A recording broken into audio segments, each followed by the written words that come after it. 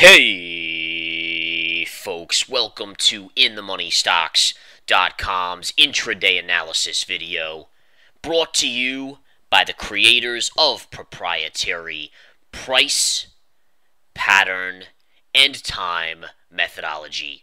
Learn the PPT strategies and profit for life. My name is Gareth Soloway, Chief Market Strategist here at InTheMoneyStocks.com.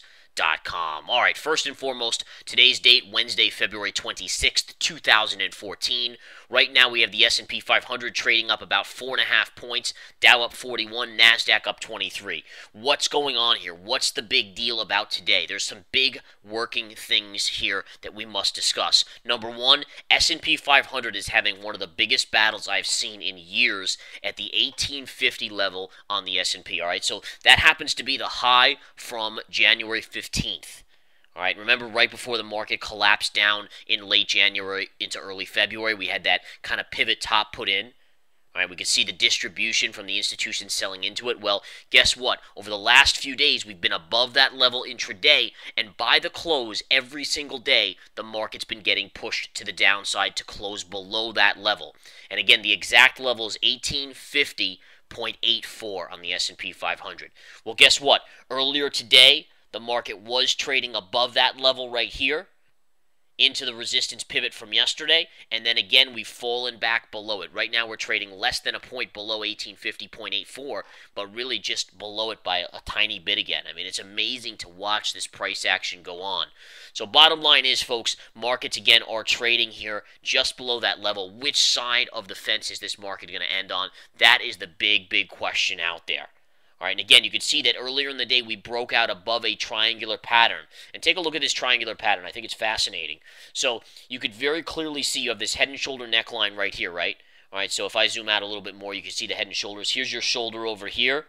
Here's your head, and here's your shoulder right here. We came into it yesterday into the close. We didn't break. We gapped up today, pulled back into it again, couldn't break. And then we broke above this upsloping trend line, which is a slight positive.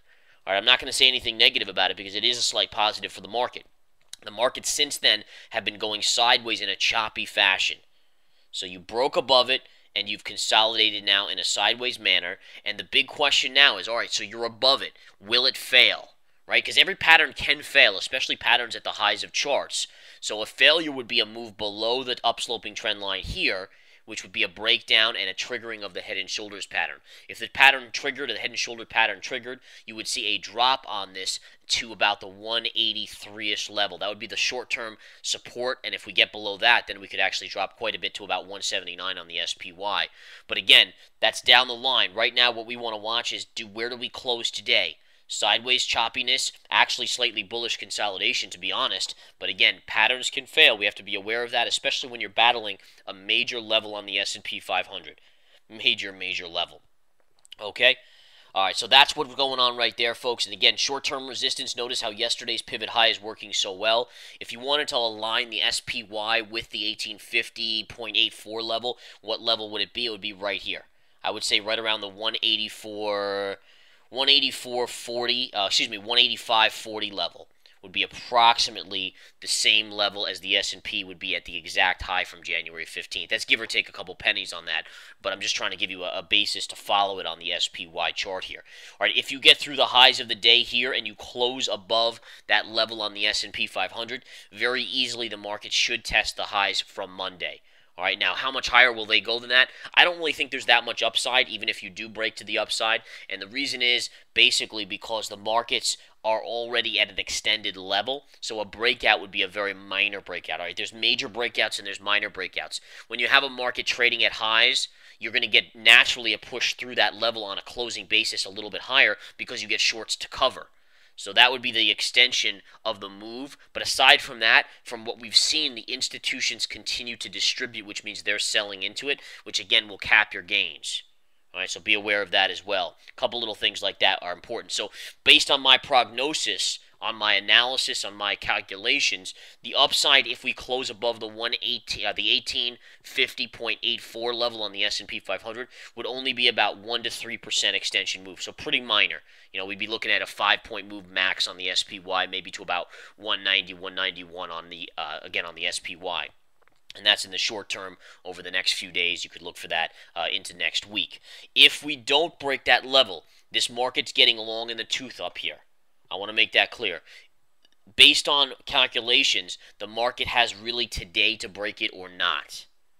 All right, and again, what you're seeing here is this. All right, so the market on Monday was above that level substantially and closed below. We didn't break the all-time high on a closing basis. Yesterday we were up there again, and we came back in, didn't do it. They say 3 times is the charm, and there's threes are notorious, and those of you that have taken the Cycles webinar and the Methodology Revealed webinar here at the Money Stocks understand this. But from what I'm seeing is, if it does not close above tomorrow, there's going to be a full-out sell-on for tomorrow. So it has today to close above that level. If it doesn't do it, expect downside tomorrow and downside into next week. So it's really at a pivotal point here. And one thing I want to bring to your attention is a cycle date, which is tomorrow. And it's a cycle going back to 2007. On February 27th, which is tomorrow, 7 years ago, 2007, there was a huge drop in the markets. A 400-plus point on the Dow drop, and at that point in time, you can see the market's down ticking here a little bit, but at that time, all right, and this is important, it was the 7th biggest drop in Dow history. So now, once you went to 2008, 2009, we had some bigger drops there because of what happened, but at that point in time, that was a huge drop on the markets, absolutely humongous drop. And what was going on there? Well, the markets were getting freaked out because of China. China had some major issues developing. And it was, interestingly enough, a precursor to what happened in the United States with the financial crisis as China began to slow. And it kind of was a house of cards that just collapsed. Well, funny thing is, if you look at what's going on in China today, there's beginnings of concern over the subprime issues there, the lending issues. The government has just been pushing money out, building these cities that no one lives in, and it's starting to come to an end. It's beginning to have these tremors prior to a bigger collapse. So it's so funny because if you go back to that period in 2007, 7 years ago, to exactly to tomorrow, that's to me the starting point. Even though the market still gyrated for the rest of 2007 towards the end before they really started to roll over, that was the beginning of the gyrations, the beginning of the tremors. And it was caused because of China, and if you look at China, it's almost the exact same thing. So I'm really kind of curious to see what happens in the next couple days around this date, even today to some extent, but I think more so tomorrow and Friday and next Monday as you get that real cycle to take hold. All right, so again, very curious to see, and I think a lot will be told on what the market does today. If the market's able to break and close above 1850.84, I think at that point you start to get kind of a situation where you could inch up for a few more days, maybe another week, and before you start to see that tremor of the cycle play out.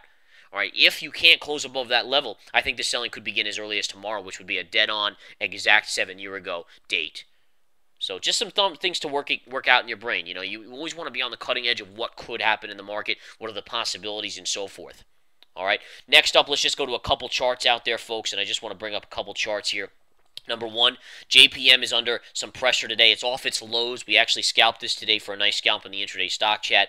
But this stock, again, warned yesterday. JP Morgan's Jamie Dimon came out and basically said some negative things about the first quarter earnings for JP Morgan, how they were going to be weaker. And one thing I kind of brought to the attention of the radio listeners that I was talking to over the last day or so, as well as our members in the intraday stock chat, and it's worth mentioning here, is that you have to think that overall, bank stocks are the most protected from the weather issues in January and February, right? I mean, we all know the weather was horrible around the country for the most part in the first couple months of the year. So my big question is a bank, right? Banks make money on interest rates on loans. They're going to make money on that loan regardless of whether or not the weather's good or bad, right?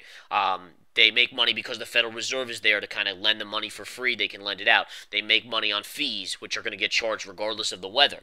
So my point is this. If the bank stocks are going to have weak earnings in the first quarter, what does that say about all the other stocks, retail stocks, conglomerates that are selling chemicals, different things like that? I mean, those should be even weaker, which I think is an interesting little facet to this story that I don't think the market has picked up on yet. And granted, maybe that means the Fed will come in and kind of rescue the day again. I mean, that's always a possibility, but it is something that should be discussed. And I've noticed that hasn't really been discussed in the media, and the Chinese situation that I mentioned just a little while ago hasn't been discussed discussed in the media as well. And those are both major, major things. So watch those very closely, guys.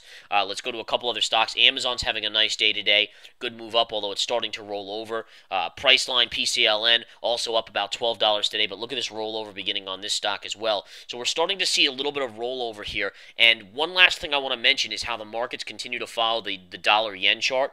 And one thing I noticed today was a little disparity, a little divergence in the dollar-yen. So let me bring up that dollar-yen. Nick talks about this all the time. But here's your intraday dollar-yen chart. So you can see over the last, these are 10-minute candles. So over the last hour, the dollar-yen had a huge 3-bar surge to the upside, is now pulling back just a little bit. But if we go to the spiders, what have the spiders done? Look at this. They didn't go up with the dollar-yen. That's unbelievably unusual. All right, usually on a surge like we just saw on the dollar-yen, the markets would have touched this double top up here, and they couldn't even break out above that level. So again, just another little thing that you want to pay attention to. And I'm going to get going here, but I encourage you all to come join In the Money Stocks. I mean, this is a pivotal time in the markets, folks. This is a time where you should be situating yourself to make big, big money on the next big move coming around the pipeline here around the corner. And again, the one thing to do, just make sure you're involved and understand exactly what's going on so you can be on the right side of the trade. Come take the 7-day free trial here at InTheMoneyStocks.com. Come profit with the pro.